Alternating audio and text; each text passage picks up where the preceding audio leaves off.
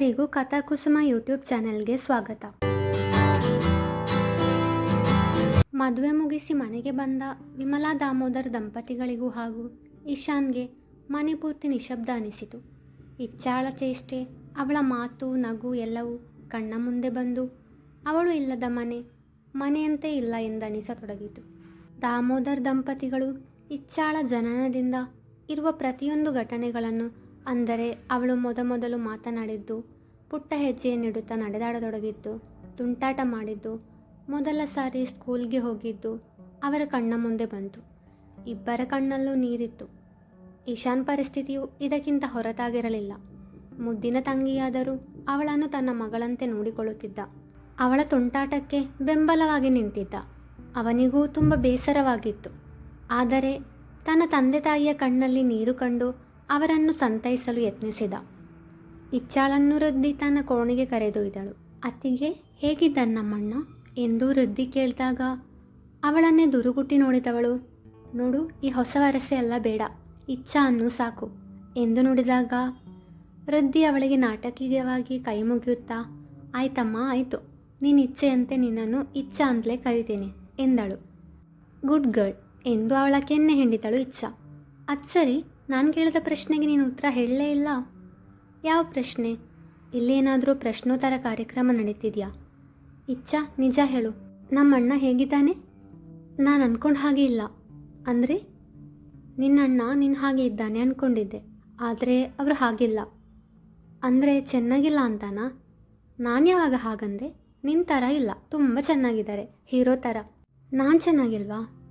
ಇದಕ್ಕಿಂತ ಡೈರೆಕ್ಟಾಗಿ ಹೇಳೋಕೆ ನನಗೆ ಬರಲ್ಲಪ್ಪ. ವೃದ್ಧಿ ಮುಖ ಊದಿಸಿ ಕುಳಿತಿದ್ದಳು. ವೃದ್ಧಿ, ಬೇಡ, ನನ್ನ ಮಾತಾಡಿಸ್ಬೇಡ. ಆಯಿತು ಕಣೆ, ಮಾತಾಡಬೇಡ. ನನ್ನ ಮೊಬೈಲ್ ನೋಡಿದ್ಯಾ? ಎಲ್ಲಿದೆ ಅಂತ ಗೊತ್ತಿದ್ರೆ ಸ್ವಲ್ಪ ತಂದು ಕೊಡ್ತೀಯಾ? ನಾನು ನಮ್ಮ ಅಪ್ಪ ಅಮ್ಮನ ಜೊತೆ ಮಾತಾಡಬೇಕು. ಅಷ್ಟರಲ್ಲಿ ಅಲ್ಲಿಗೆ ಸರ್ವೇಶ್ ಬಂದ. ಹಾಯ್ ಅದ್ಕೆ, ನಾನು ಸರ್ವೇಶ್ ಅಂತ, ಈ ಕೋತಿ ಅಣ್ಣ. ತಗೊಳ್ಳಿ ನಿಮ್ಮ ಫೋನ್. ಹಾಯ್, ಥ್ಯಾಂಕ್ಸ್ ನನ್ನ ಫೋನ್ ತಂದು ಕೊಟ್ಟಿರೋದಕ್ಕೆ. ಅತ್ತಿಗೆ, ನಿಮಗೆ ಬೇರೆ ತಂಗಿ ಯಾರಾದರೂ ಇದ್ದಾರಾ? ಇಲ್ವಲ್ಲ, ಯಾಕೆ? ಇದ್ರೆ ನನಗೆ ಹೇಳಿ, ನಾನು ಮದುವೆ ಆಗ್ತೀನಿ. ಓಹೋ, ಹಾಗ ವಿಷಯ. ನನಗೆ ತಂಗಿ ಇಲ್ಲ, ಬಟ್ ನಿನ್ನ ಮದುವೆ ಆಗೋ ಹುಡುಗಿಯನ್ನು ನಾನೇ ಸೆಲೆಕ್ಟ್ ಮಾಡೋದು. ಗ್ರೇಟ್ ಅದಕ್ಕೆ, ಥ್ಯಾಂಕ್ ಯು ಎಂದ ಸರ್ವೇಶ್ ಅಲ್ಲಿಂದ ಹೊರಟು ಹೋದ. ನಿಮ್ಮ ಅಣ್ಣನ ಬಗ್ಗೆ ಏನೋ ಕೇಳಿದೆ, ಆದರೆ ನಮ್ಮಣ್ಣನ ಬಗ್ಗೆ ಏನು ನಿನ್ನ ಅಭಿಪ್ರಾಯ? ನಮ್ಮ ಮದುವೆಯಲ್ಲಿ ಯಾರೋ ಕದ್ದು ಮುಚ್ಚಿ ನಮ್ಮ ಅಣ್ಣನನ್ನು ನೋಡಿದ ಹಾಗಿತ್ತು ಎಂದಾಗ ವೃದ್ಧಿ ತಕ್ಷಣ ಇಚ್ಛಾ ಕಡೆಗೆ ನೋಡಿದಳು. ಮದುವೆ ಮಂಟಪದಲ್ಲಿ ವೃದ್ಧಿ ಇಶಾನ್ ಕಡೆಗೆ ಕದ್ದು ಮುಚ್ಚಿ ನೋಡುತ್ತಿದ್ದಳು. ಅದನ್ನು ಯಾರೂ ನೋಡಿಲ್ಲವೆಂದೇ ಅವಳು ಭಾವಿಸಿದ್ದಳು. ಆದರೆ ಅದನ್ನು ಇಚ್ಛಾ ಗಮನಿಸಿದ್ದಳು. ಇಶಾನ್ ಅಂದರೆ ಪ್ರೀತಿನೋ ಅಥವಾ ಅವನ ಮೇಲೆ ಬರೀ ಆಕರ್ಷಣೆನೋ ಎಂದು ವೃದ್ಧಿಗೆ ತಿಳಿಯಲಿಲ್ಲ. ಅದವರು ನಮ್ಮ ಕಾಲೇಜ್ ಲೆಕ್ಚರರ್ ತಾನೆ, ಅದಕ್ಕೆ ಹಾಗೆ ಸುಮ್ಮನೆ ನೋಡಿದೆ ಅಷ್ಟೆ, ಬೇರೇನಿಲ್ಲ ಎಂದು ವೃದ್ಧಿ ಹೇಳಿದಾಗ, ಅಯ್ಯೋ, ನಾನೇನಾದರೂ ನಮ್ಮ ಅಣ್ಣನನ್ನು ನೀನು ಕದ್ದು ಮುಚ್ಚಿ ನೋಡ್ತಾ ಇದ್ದೆ ಅನ್ನ, ಯಾರೋ ನೋಡ್ತಾ ಇದ್ರು ಅಂತ ತಾನೇ ಹೇಳಿದ್ದು ಎಂದಾಗ ಪೆಚ್ಚಾಗುವ ಸರದಿ ವೃದ್ಧಿಯದ್ದು. ಹಾಂ ಅಮ್ಮ, ಬಂದೆ. ಅಮ್ಮ ಕರಿತಿದ್ದಾರೆ, ನೀನು ರೆಸ್ಟ್ ತಗೋ, ನಾನು ಆಮೇಲೆ ಬರ್ತೀನಿ. ನನಗೆ ಕೇಳಿಸ್ಲಿಲ್ಲ ಅತ್ತೆ ಕರೆದದ್ದು ನನ್ನನ್ನು ತಾನೆ, ಮತ್ತು ನಿನಗೆ ಹೇಗೆ ಕೇಳುತ್ತೆ ಎಂದು ವೃದ್ಧಿ ಅಲ್ಲಿಂದ ಓಡಿದರೆ ಇಚ್ಛಾಳಿಗೆ ನಗು ತಡೆಯಲಾಗಲಿಲ್ಲ. ತದನಂತರ ತನ್ನ ತಂದೆಗೆ ಕರೆ ಮಾಡಿದಳು. ಹಲೋ ಅಪ್ಪ, ಫ್ಯಾಮಿಲಿ ಡ್ರಾಮಾ ಮುಗೀತಾ? ಅಮ್ಮನಿಗೆ ಎಷ್ಟು ಟಿಶ್ಯೂ ಪೇಪರ್ ಕೊಟ್ಟೆ ಎಂದು ಒಂದೇ ಸಮನೆ ಮಾತನಾಡತೊಡಗಿದಳು. ಹಾಂ ಪುಟ್ಟ, ಕೊಟ್ಟೆ ಎಂದವರು ನಕ್ಕಾಗ ವಿಮಲಾರವರು ದಾಮೋದರ್ರವರ ಕೈಯಿಂದ ಫೋನ್ ಕಸಿದುಕೊಂಡು, ಲೇ ಕೋತಿ, ಸ್ವಲ್ಪ ಸುಮ್ಮನಿರು, ನಾನೇನೂ ಅಳ್ತಾ ಇರಲಿಲ್ಲ ಎಂದರು. ಅದು ನನಗೆ ಗೊತ್ತು ಬಿಡು, ನೀನೀಗ ಅಳ್ತಾ ಇದೆಯಾ ಅಂತ ನಾನು ನಿನ್ಗೆ ಆವಾಗ ಶೀತ ಆಗಿತ್ತಲ್ವಾ, ಅದಕ್ಕೆ ಟಿಶ್ಯೂ ಪೇಪರ್ ಕೊಟ್ರಾ ಎಂದು ಅಪ್ಪನಿಗೆ ಕೇಳಿದೆ ಅಷ್ಟೇ. ಸರಿ, ಅಲ್ಲಿ ಯಾರು ತಲೆ ತಿಂತಾ ಇದೆಯಾ? ನಮ್ಮ ಮದುವೆ ಬ್ರೋಕರ್ ಇದ್ದಾಳಲ್ವ ವೃದ್ಧಿ, ಅವಳ ತಲೆ ತಿಂತಾ ಇದ್ದೆ. ಆದರೂ ಒಂಚೂರು ಟೇಸ್ಟೇ ಇಲ್ಲ. ಪಾಪದ ಹುಡುಗಿ ಕಣೆ ಅವಳು, ನಿನ್ಗಷ್ಟಿಷ್ಟ ಆದರೆ ಅವಳನ್ನು ನೀನು ಸೊಸೆ ಮಾಡ್ಕೊ. ಅಷ್ಟರಲ್ಲಿ ಫೋನ್ ದಾಮೋದರ್ ಅವರ ಕೈ ಸೇರಿತು. ಮಗಳ ಜೊತೆ ಸ್ವಲ್ಪ ಹರಟಿದ್ದರು. ಬಳಿಕ ಇಶಾನ್ ಜೊತೆ ಮಾತನಾಡಿದಳು ಇಚ್ಛಾ. ಕೊನೆಗೆ ವಿಮಲಾರವರು ಸ್ವಲ್ಪ ಬುದ್ಧಿ ಮಾತು ಹೇಳಿ ಕರೆ ಸ್ಥಗಿತಗೊಳಿಸಿದರು. ಈಗ ಅವರೆಲ್ಲರೂ ಬೇಸರವೆಲ್ಲ ಮರೆತು ಲವಲವಿಕೆಯಿಂದಿದ್ದರು. ರಾತ್ರಿ ಎಲ್ಲರೂ ಊಟಕ್ಕೆ ಕುಳಿತಿದ್ದರು. ವೃದ್ಧಿ ಇಚ್ಛಾಳನ್ನು ಕರೆತಂದು ಸಾರ್ಥಕ್ನ ಪಕ್ಕದಲ್ಲಿ ಕೂರಿಸಿದಳು. ಇಬ್ಬರಲ್ಲೂ ಮೌನ. ಆದರೂ ಇಬ್ಬರು ಪರಸ್ಪರ ತಿಳಿಯದೆ ಕದ್ದು ಮುಚ್ಚಿ ನೋಡುತ್ತಲೇ ಇದ್ದರು. ಇಚ್ಛಾ ಪುಟ್ಟ, ಇದಿನ ಮೇಲೆ ನಿನ್ನ ಮನೆ, ನೀನಿಲ್ಲಿ ಹಾಯಾಗಿರ್ಬೋದು, ಯಾವುದಕ್ಕೂ ಸಂಕೋಚ ಪಟ್ಕೋಬೇಡ ಎಂದು ಶಿವಕುಮಾರ್ ಅವರು ಹೇಳಿದಾಗ ಸರಿ ಎಂಬಂತೆ ತಲೆ ಆಡಿಸಿದಳು. ಇಚ್ಛಾ ಇಷ್ಟು ಸೈಲೆಂಟ್ ಆಗಿರುವುದನ್ನು ಇದುವರೆಗೂ ನೋಡದ ರಿದ್ದಿ ಅವಳ ಕಾಲೆಳೆಯಲೆಂದೇ, ಇಚ್ಛಾ ಅವಾಗೇನೋ ಹೇಳ್ತಾ ಇದ್ದೆ ಅಲ್ವಾ, ನಮ್ಮಣ್ಣ ಹೀರೋ ಥರ ಇದ್ದಾರೆ ಅಂತ ಏನೋ ಎಂದಾಗ ಇಚ್ಛಾಗೆ ತಿನ್ನುತ್ತಿದ್ದ ಅನ್ನ ನೆತ್ತಿಗೆ ಹತ್ತಿ ಕೆಮ್ಮತೊಡಗಿದಳು. ಸಾರ್ಥಕ್ ಕೂಡಲೇ ಅವಳ ತಲೆ ತಟ್ಟುತ್ತಾ ಅವಳಿಗೆ ನೀರು ಕುಡಿಸಿದ. ಕೊಂಚ ಸುಧಾರಿಸಿದವಳೆ, ಹೌದು, ನಿಮ್ಮಣ್ಣ ಸರ್ವೇಶ್ ಹೀರೋ ಥರ ಇದ್ದಾನೆ ಅಂದೆ, ಅದಕ್ಕೇನಿವಾಗ ಎಂದರೆ ರಿದ್ದಿ ಆಶ್ಚರ್ಯದಿಂದ ಅವಳ ಕಡೆಗೆ ನೋಡಿದಾಗ ಅವಳು ಬೇರೆತ್ತಲು ನೋಡುತ್ತಿದ್ದಳು. ಆದರೆ ಇಚ್ಛಾಳ ಮಾತನ್ನು ಕೇಳಿ ಸರ್ವೇಶ್ ಉಬ್ಬಿ ಹೋದರೆ ಅದ್ಯಾಕೋ ಸಾರ್ಥಕ್ಗೆ ಹೊಟ್ಟೆಯಲ್ಲಿ ಮೆಣಸಿನಕಾಯಿ ಹಾಕಿದ ಅನುಭವ. ಅವನು ಅಲ್ಲಿಂದ ಎದ್ದು ಹೋದ. ಅವನು ಹೋದ ಕಡೆ ನೋಡುತ್ತಾ ಸುಧಾರವರು ಪಾಪು ಪಾಪು ಎಂದು ಕರೆದರೆ ಇಚ್ಛಾ ಎಲ್ಲ ಕಡೆ ನೋಡಿದವಳೆ ಇವರು ಯಾರನ್ನು ಕರಿತಿದ್ದಾರೆ ಅಂದುಕೊಂಡು, ಅತ್ತೆ, ಈ ಮನೆಯಲ್ಲಿ ಪಾಪು ಬೇರೆ ಇದೆಯಾ? ನನಗೆ ಪಾಪು ಅಂದರೆ ತುಂಬ ಇಷ್ಟ.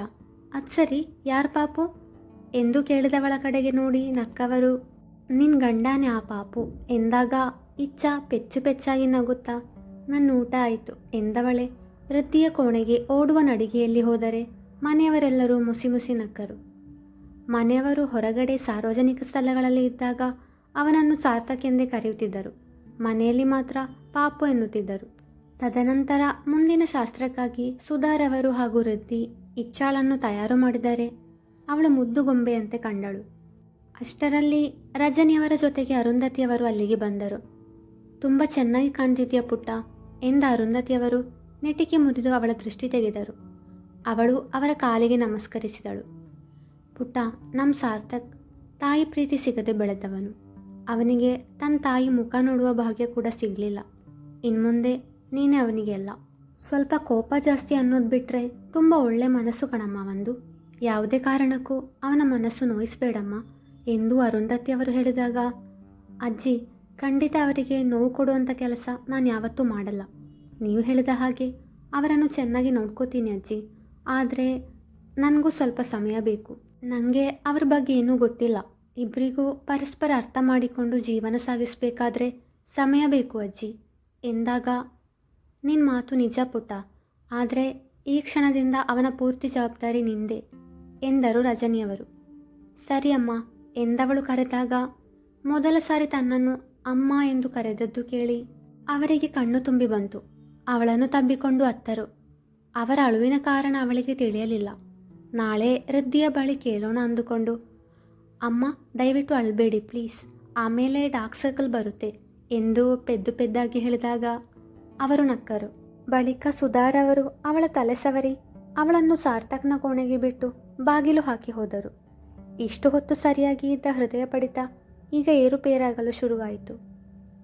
ಮುಖ ನೋಡದೆ ಮನೆಯವರ ಮೇಲಿನ ನಂಬಿಕೆ ಮೇಲೆ ಮದುವೆ ಆದೆ, ಆದರೆ ಈ ಮೊದಲ ರಾತ್ರಿ ಬಗ್ಗೆ ನನಗೆ ನೆನಪೇ ಆಗಲಿಲ್ವಲ್ಲ. ಛೇ, ಅವರನ್ನು ನೋಡಿದರೆ ಒಳ್ಳೆಯವ್ರ ಥರ ಕಾಣಿಸ್ತಾರೆ, ಹಾಗೆಲ್ಲ ಮಿಸ್ಬಿಹೇವ್ ಮಾಡಲ್ಲ ಅನಿಸುತ್ತೆ. ಅಥವಾ ಏನಾದರೂ ನನ್ನ ತಂಟೆಗೆ ಬಂದರೆ, ನಾನು ಅನುಮತಿ ಇಲ್ಲದೆ ನನ್ನ ಮುಟ್ಟೋ ಪ್ರಯತ್ನ ಮಾಡಿದರೆ ಗಂಡ ಅಂತಾನು ನೋಡದೆ ಸರಿಯಾಗಿ ಬಾರಿಸ್ತೀನಿ ಅಷ್ಟೇ. ನಾನು ಯಾರು? ಇಚ್ಛಾ. ಭಯ ಎಂಬ ಪದ ನನ್ನ ಡಿಕ್ಷನರಿಲೇ ಇಲ್ಲ ಎಂದು ಮನಸ್ಸಲ್ಲೇ ಅಂದುಕೊಂಡವಳು ತಂದಿದ್ದ ಹಾಲಿನ ಲೋಟವನ್ನು ಟೇಬಲ್ ಮೇಲೆ ಇಟ್ಟು ಕೋಣೆಯನ್ನೊಮ್ಮೆ ನೋಡಿದಳು. ಮಲ್ಲಿಗೆ ಹಾಗೂ ಗುಲಾಬಿ ಹೂಗಳಿಂದ ಅಲಂಕರಿಸಿದ ಮಂಚ, ಬಲಬದಿಯಲ್ಲಿ ಸೋಫಾ, ಈಚೆಗೆ ಬಾಲ್ಕನಿಯಲ್ಲಿ ಯಾರೋ ನಿಂತ ಹಾಗೆ ಕಂಡಿತು. ಮತ್ತೆ ಅವಳ ದೃಷ್ಟಿ ಗೋಡೆಯ ಮೇಲಿರುವ ಫೋಟೋ ಕಡೆಗೆ ಹೋಯಿತು. ಅದು ದುರ್ಗಾರವರ ಫೋಟೋ. ಅದರ ಬಳಿ ಬಂದವಳೆ ಆ ಫೋಟೋವನ್ನೇ ತದೇಕ ಚಿತ್ರದಿಂದ ನೋಡಿದಳು. ಶಾಂತವಾದ ಸುಂದರವಾದ ಮುಖ, ಸಾರ್ಥಕ್ ತನ್ನ ತಾಯಿಯ ಥರ ಎಂದನಿಸಿತು ಅವಳಿಗೆ. ಅಲ್ಲಿಂದ ತಿರುಗಿದಾಗ ಸಾರ್ಥಕ್ ಗಂಭೀರವಾಗಿ ಕೈಕಟ್ಟಿ ನಿಂತಿದ್ದ. ಒಮ್ಮೆಲೆ ಭಯಪಟ್ಟಳು.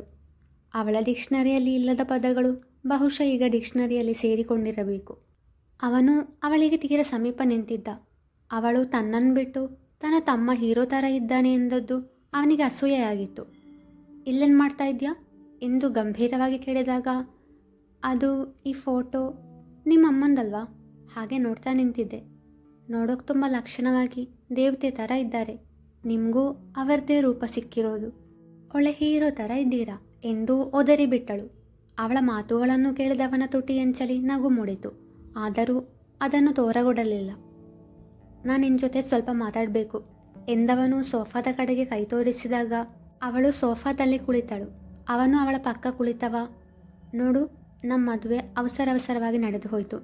ಇಬ್ಬರು ಮುಖ ನೋಡದೆ ಮದುವೆ ಆದೆವು. ಹಾಗಂತ ನಾನಿನ್ನ ಈಗಲೇ ಮನಸ್ಫೂರ್ತಿಯಾಗಿ ನನ್ನ ಹೆಂಡತಿ ಅಂತ ಒಪ್ಕೊಳ್ಳೋಕ್ಕಾಗಲ್ಲ. ಮತ್ತು ನನ್ನ ಮನೆಯವರಿಗೆ ನೀನು ಸೊಸೆ, ಅವರ ಮನಸ್ಸನ್ನು ನೋಯಿಸಿದರೆ ನಾನಂತೂ ನಿನ್ನ ಸುಮ್ಮನೆ ಬಿಡಲ್ಲ ಎಂದ.